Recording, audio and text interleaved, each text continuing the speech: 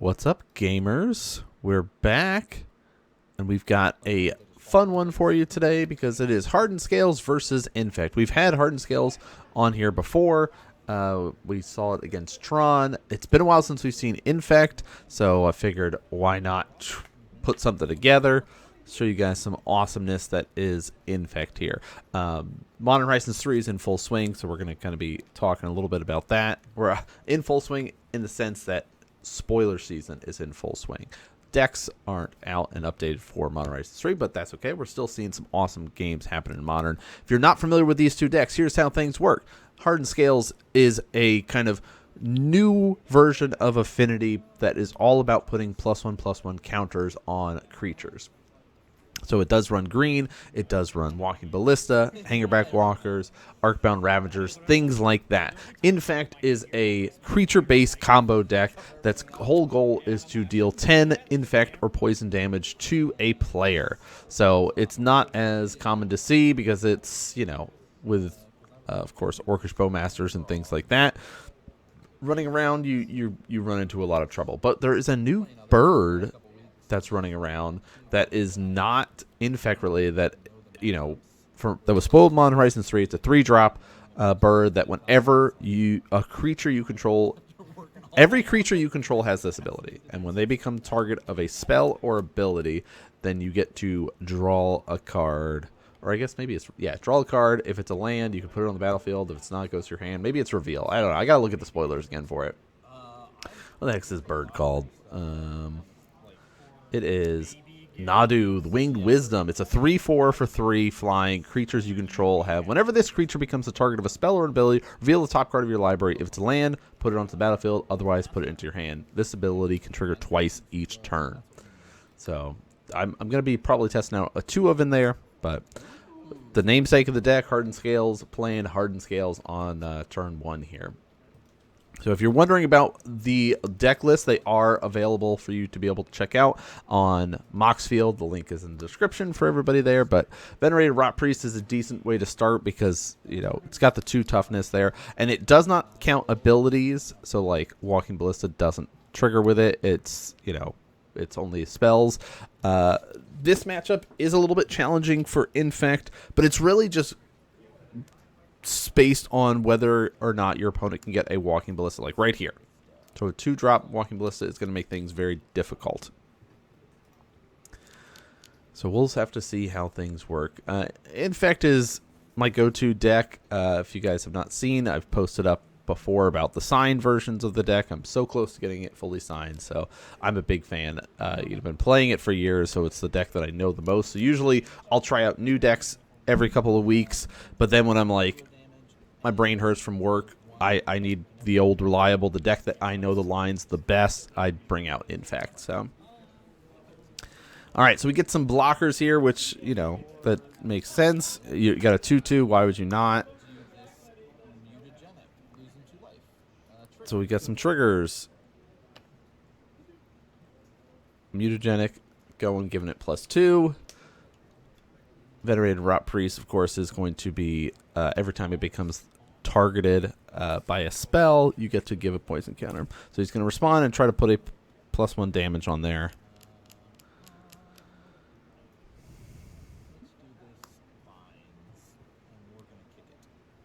The Vine, kicking it doesn't really matter at this point. I mean, other than just saying, "Hey, I'm giving away the information that I have nothing else in hand." So, like, if you're wondering about the deck, you really should just, hey, I'll just do Vines because, like, he's already declared blockers, so, like, he's absorbing the hit anyway. So killing one of the Walking Ballistas, though, is nice. Deck runs 4, though, so you still have to be worried and scared about it. It also has that speed that it can be able to just kill you with its own Blink Moth Nexus there. So Patchwork Automaton is a great card. You know, the ward is really nice. And then plus the +1 counters every time you're casting an artifact works out great. Sabaz is in here, the Glimmer Wasp. So you get to, of course, have the modular abilities and additional modular shenanigans, as well as flying to deal some kind of extra damage and, you know, get a clock going with that. So No regular Infect creature yet, so this is kind of in that weird, awkward spot where it's like, okay, with a bunch of bodies, we can't necessarily sit here and push in with the Rot Priest anymore, but really the Rot Priest is going to be used to go the other route of let's just try to get you poisoned that way. And there we finally get our first true Infect creature. Wizards, please print more Infect cards for all of us hardcore Infect players. You know, it's not going to hurt you, I promise. It's like Infect will never become a tier 0 deck.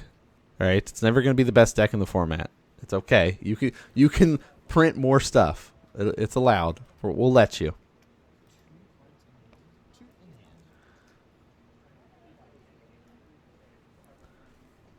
All right, checking cards in hand. Yeah, so like floating colors. Yeah, so it's like that debate: do I make a robot or not? And yeah, floating colors makes the most sense here. Urza's Saga is going to be great. It's always great in these types of decks. I've been brewing up some cool stuff with Modern Horizons using it, so I'm very excited.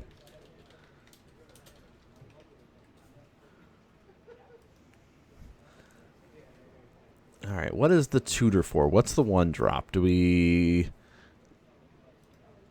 go for like the boots? I know a lot of players have been running the boots for like the ward. There's Pithing Needle that he could get. Ozolith is always a safe bet, I feel like, if you're doing Hardened Scales. I don't know though, but it's like you're also staring down a Blighted Agent. So it's like, okay, my opponent's got 2 cards in hand. Can I survive a turn and hope for the best?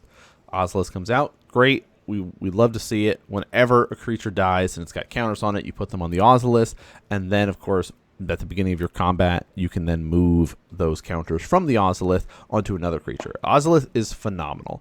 Right? You're all about +1 counters, so being able to manipulate and move those around is key to this deck. Ooh, Ancient Stirrings here. So let's dig for some stuff. Spell Pierce is like MVP in this situation. Either one, my opponent is going to spend their 2 mana, or and then they just essentially draw a card. They pick something and it goes to their hand, all right? Or they don't, and then they are going to tap out to play whatever they were going to play originally. But him doing this right here is basically his way of saying, you have 1 card in hand now. There shouldn't be any possible way for you to kill me here unless it is our big pump spell that we all run, the Scale Up there. So it's going to be tricky. It's going to be tricky. And it's even Scale Up, what? That gives +6, 7, puts him to 2. That would be, what, 9 total? So it's like one of those weird, like, yeah, not quite. So let's see. I like the cave edition there. That's pretty cool because you can make it like in this case, you made a copy of Urza's Saga. All right, scale up, trigger.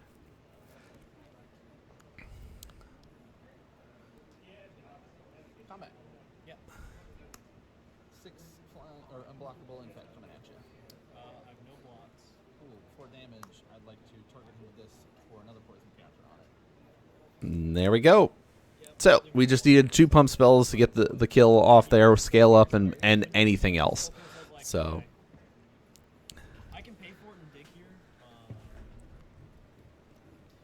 now we get into the sideboard plans. Of course, if you're running green, you're running things like pick your poisons and stuff like that, which are decent to bring in because you're forcing your opponent to sacrifice some of their artifacts or their enchantments.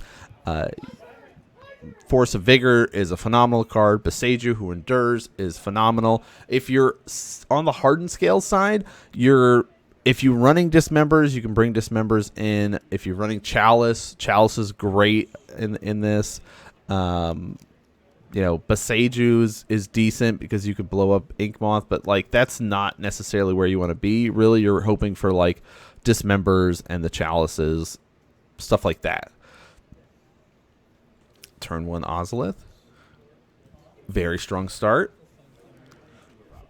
Nice opening with the Rot Priest. little bit of glare on it. We're still adjusting, finding the best spot in the shop that doesn't have too much glare, and I think we finally figured it out. Arcbound Ravager coming out here. The key card to affinity or artifact based decks in Modern that care about swarming, right? And I'm going to play a bunch of creatures, and then I could be able to kind of utilize that for fuel. Arcbound will, of course, be able to sacrifice and put +1 counters on himself, and then you could sacrifice himself to himself and do some crazy modular stuff. So, yeah, so this is like the Rot Priest. You can kind of get away with not as much stress about the Rot Priest because it has Toxic, which is different than the Infect. I cannot pump up the Rot Priest here. All right, we're going to commit and go for the Blighted Agent, hoping there's no Walking Ballista here. Walking Ballista could mess us up unless we happen to have like a Mutagenic or something like that. But there's a Echoing Depths and Hardened Scales and to a Hangerback. So no Walking Ballista. Hangerback's great because you get to make a bunch of Thopters, and if you're trying to go wide, you can do that. It also is fuel for your Arcbound Ravager, so you can make him really big. And it looks like we're trying to do a bunch of damage here. Here's a scale up trigger.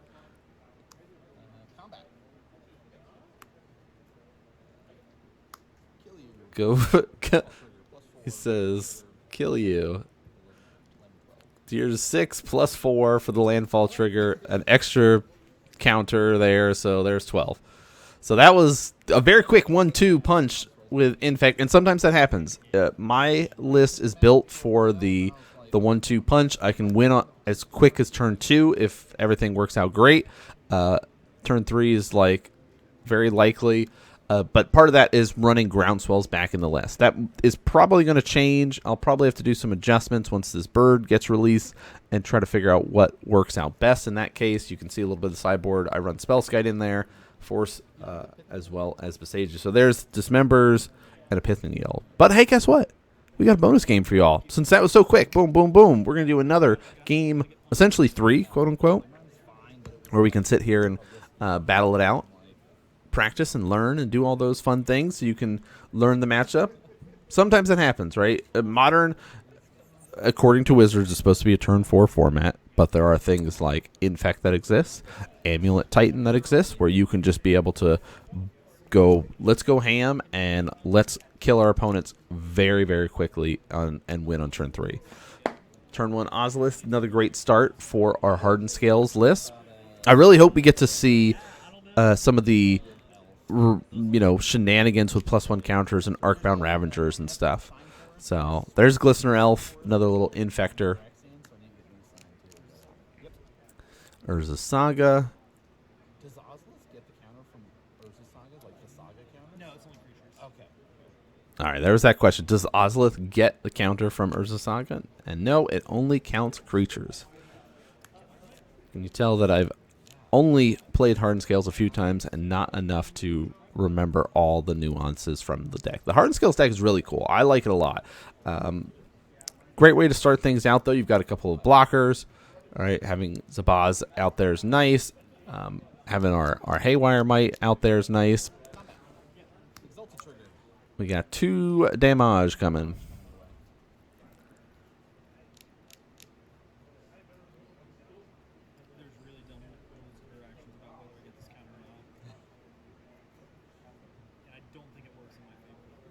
So debating about like,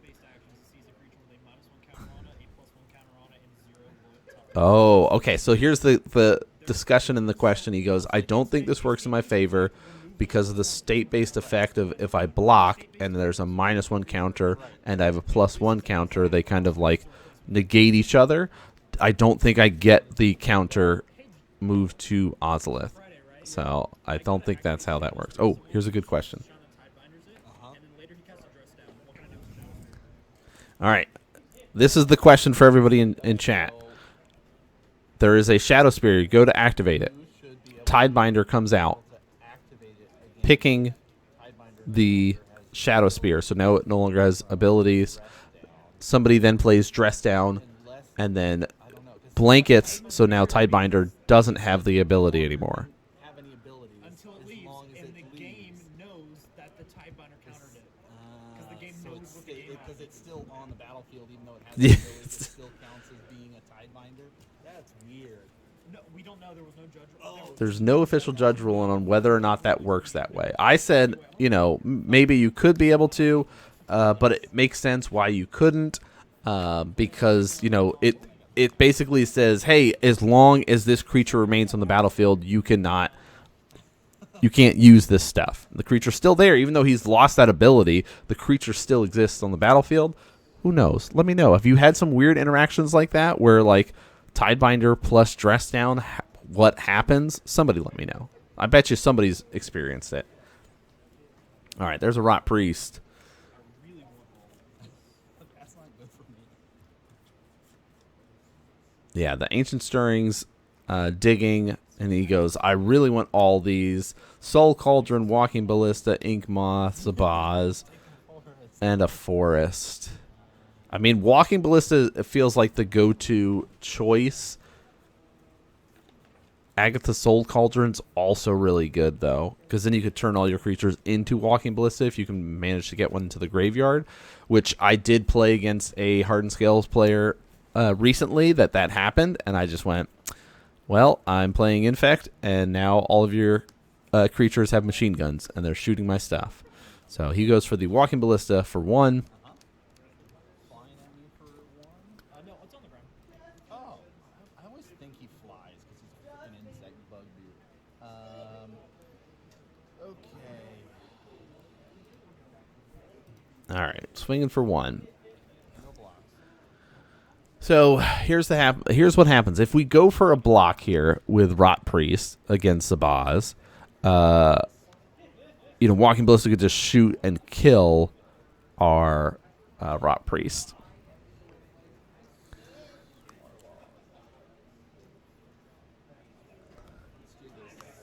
Here's another Rot Priest. We're just going to build a board state of a million creatures. And sometimes that happens. I mean, the deck does not run very many, right? It's like, what, 12? No, 16 now. It used to be 12. Now it's at 16 with adding in the Rot Priest, which it's going to be 18 because I think I'm going to run 2 of the birds going forward, or at least test out 2 birds.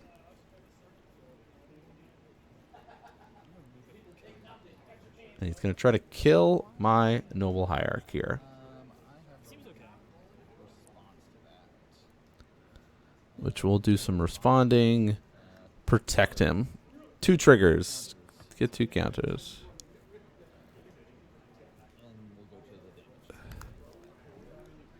All right, mistakes were made already. Anybody notice what the mistake was? Let me know. Let me know.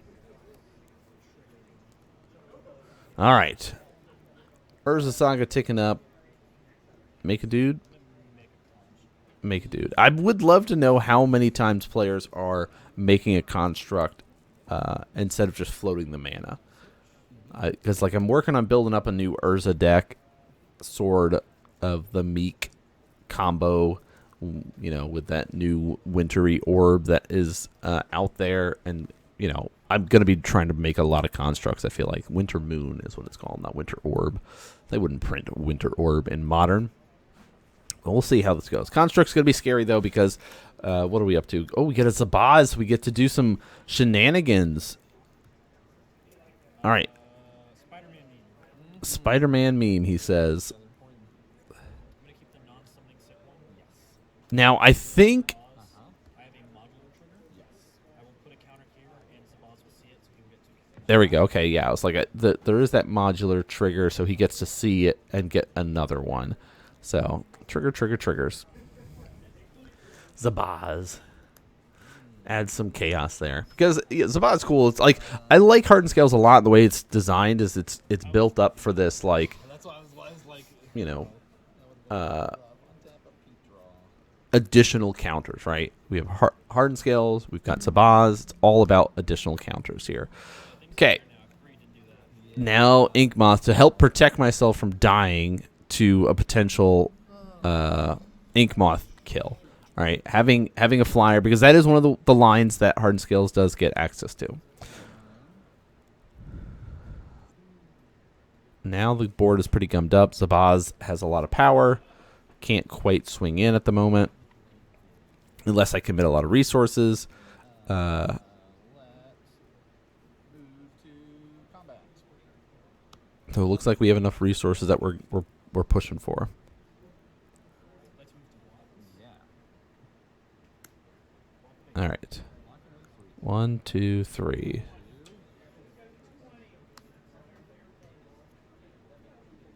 and Jennifer.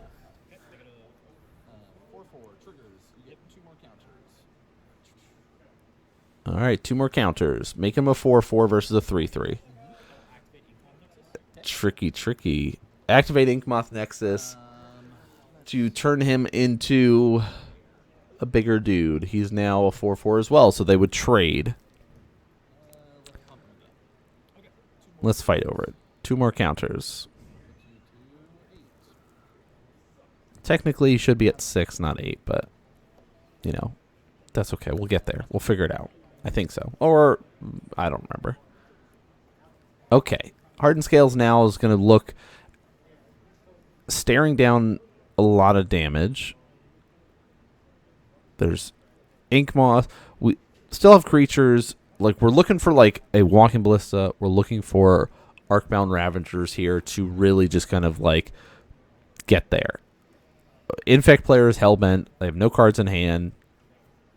What you see is what you get. Lots of creatures, but that's about it. And sometimes that happens, right? Sometimes that's the way the deck pilots. But I would rather do the little poke damage instead of commit unless I've got it. Oh, Beseiju. And not using Beseiju to kill the Inkmoth is interesting. Ozolith's Shattered Spire here. That he must need the mana. Yep. Okay. So he says, hey, if one or more +1 counter, it's another Hardened Scale ability, but he can be able to put a +1 counter on target artifact or creature. So he will make this guy real big. Make that guy big. Say go. And he's super tapped out, so we could just like activate and swing with everything. But we'll just make another creature.